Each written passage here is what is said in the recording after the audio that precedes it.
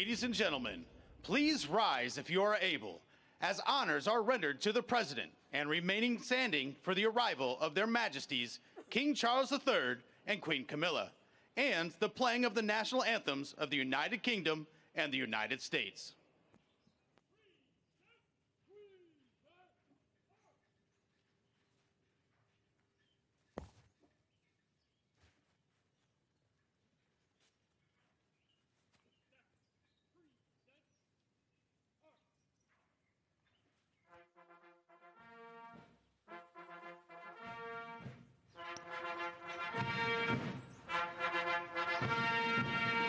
Ladies and gentlemen, the President of the United States, Donald J. Trump, and First Lady Melania Trump.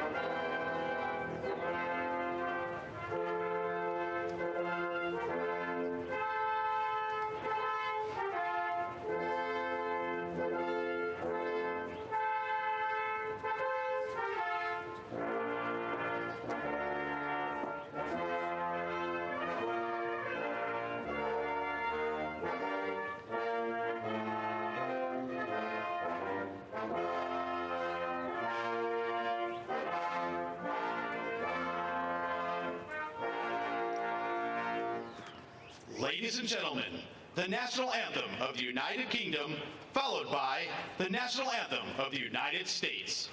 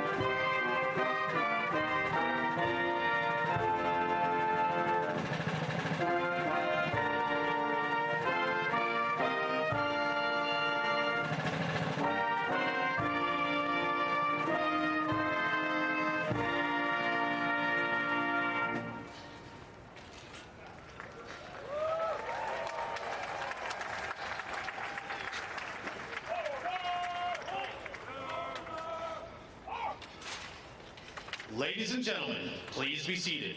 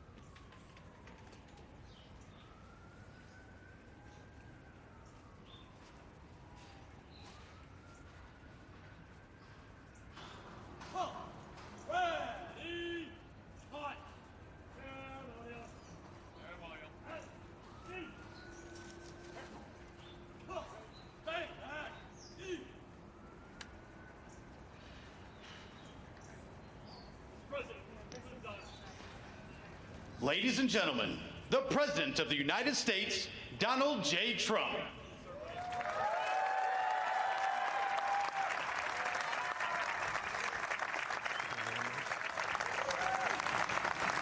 Thank you very much, everybody. What a beautiful British day this is. And it really is. Your Majesties, members of the British delegation, friends, service members, and distinguished guests, welcome to the beautiful White House. Great honor to have you. Melania and I will never forget the spectacular honor Your Majesties showed us during our extraordinary visit to Windsor Castle last September. Now it is our tremendous privilege to host you, and you're going to have a wonderful short stay, but stay nevertheless.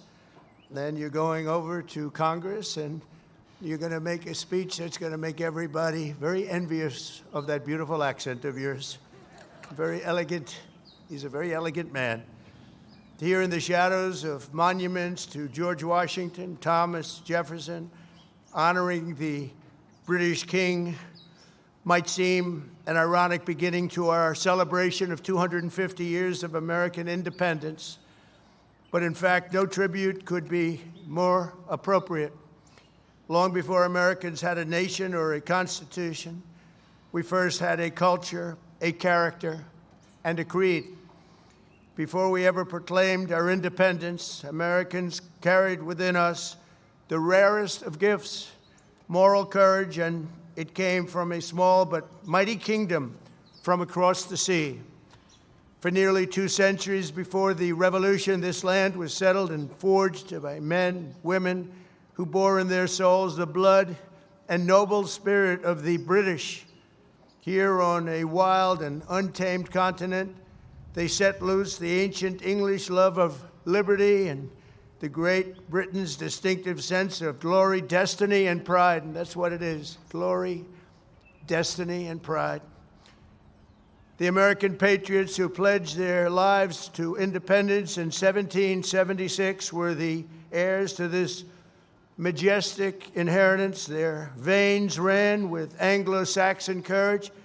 Their hearts beat with an English faith in standing firm for what is right, good, and true.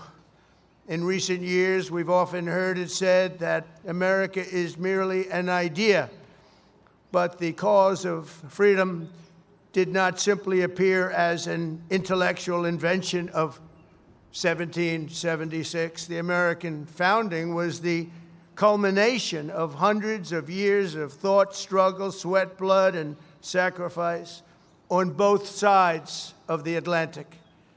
Fate drew a long arc from the meadow at Runnymede to the streets of Philadelphia that ran through the lives of people born and bred on the British code that no man should be denied either justice or right.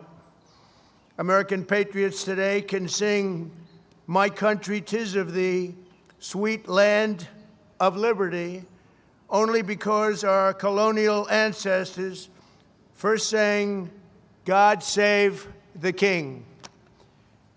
We see today a living symbol of this centuries-old bond, just a few dozen feet to the left, where I stand. There, Her late Majesty, Queen Elizabeth, an incredible woman who I had the privilege of getting to know. Queen Elizabeth II, very, very special woman who is very greatly missed on both sides of that mighty Atlantic. Long ago planted a young tree. It was a very young and beautiful tree, and look at it now. It's tripled in size and tripled in strength, very much as our nations have even more than tripled. Like our nation itself, it was laid with British hands but grew in American soil. Today it stands tall and proud, reaching ever higher. And this morning it reminds us that the mightiest of trees, like the greatest of nations, must be anchored by the strongest and deepest of roots. In the centuries since we won our independence, Americans have had no closer friends than the British. We share that same root. We speak the same language. We hold the same values. And together our warriors have defended the same extraordinary civilization under twin banners of red, white, and blue. My wonderful mother, Mary MacLeod, was born in Stornoway, Scotland, the Hebrides, and that's what they call very serious Scotland. There's no question about it. Some places they say, well, it wasn't really Scotland. The Hebrides, that's real serious Scotland. That's where they had their greatest of warriors, their greatest of warriors. She came to America at 19, met my incredible father. We loved him so much. We all loved him. We loved her. We loved him, Fred, and they were married for 63 years. And excuse me if you don't mind. That's a record we won't be able to match, darling. I'm sorry. Just not going to work out that way. We'll do well, but we're not going to do that well. 63 years. And my mother, I just see it so clearly. She loved, and I told the king this, she loved the royal family, and she loved the Queen.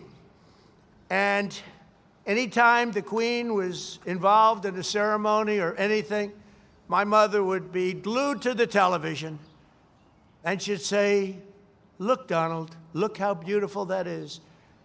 She really did love the family, but I also remember her saying very clearly, "Charles, look, young Charles, he's so cute."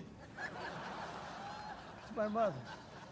My mother had a crush on Charles. Can you believe it? Amazing how, I wonder what she's thinking right now.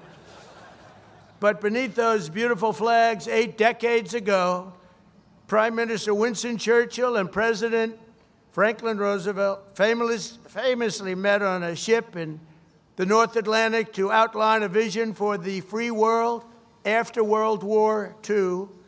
That understanding of our nation's unique bond and role in history is the essence of our special relationship, and we hope it will always remain that way. The ship where the two great leaders met was called the Prince of Wales, the very title that His Majesty the King held longer than any other individual in British history, and he held it with great pride and respect. It's said that when Prime Minister Churchill first met this future king many decades ago, he was so impressed, he made the statement, "He is so young to think so much and so well." And the bust of your great Prime Minister rests proudly again in the Oval Office. We're very proud to bring it back. We brought it back. Throughout His Majesty's life, the world has witnessed that same thoughtfulness which first struck Britain's greatest Prime Minister. His Majesty's intellect, passion, and devotion have been really a blessing to the British people, but not only to his own country, but to the cherished bond between the United States and the United Kingdom, and I am very certain that it will continue that way long into the future. In a few hours, His Majesty will stand in the heart of the United States Capitol as the very first British king ever to address a joint session of the United States Congress. So he's going to be addressing Congress, and I'm going to be watching. I was thinking of going, but they said, I don't know, that might be a step too far. I would love to go. It's not supposed to be protocol, but I would love to be with you. But there, the direct descendant of King George III will speak to the direct successor of the very body that gathered in Independence Hall on July 4th, 1776. If John Adams and George Washington or the King's fifth great-grandfather could see that sight, they might be absolutely shocked, but probably only for a moment. Surely they would be delighted that the wounds of war healed into the most cherished friendship. Think of that very, very long ago difficult war, and yet those wounds did indeed heal into the most cherished of friendships, most cherished. They would be moved beyond words to know that the soldiers who once called each other Redcoats and Yankees became the Tommies and the GIs who together saved the free world as brothers in arms and brothers in eternity, and nobody fought better together than us. If they could see us today, our ancestors would surely be filled with awe and pride that the Anglo-American Revolution in human freedom was never, ever extinguished, but carried forward across centuries, across oceans, and across history until it became a fire that lit the entire world. So today we look back on 250 years. Let us remember what has made our countries the two most exceptional nations the world has ever known. And together let us go forward with even stronger resolve to carry on our sacred devotion to liberty and to the traditions of excellence that have been our shared gift of all mankind. Your Majesties, thank you once again for making this important visit. We are so honored. May God forever bless the United Kingdom, Great Britain, and Northern Ireland, and may God bless the United States of America. Thank you very much, everybody. Thank you. Thank you.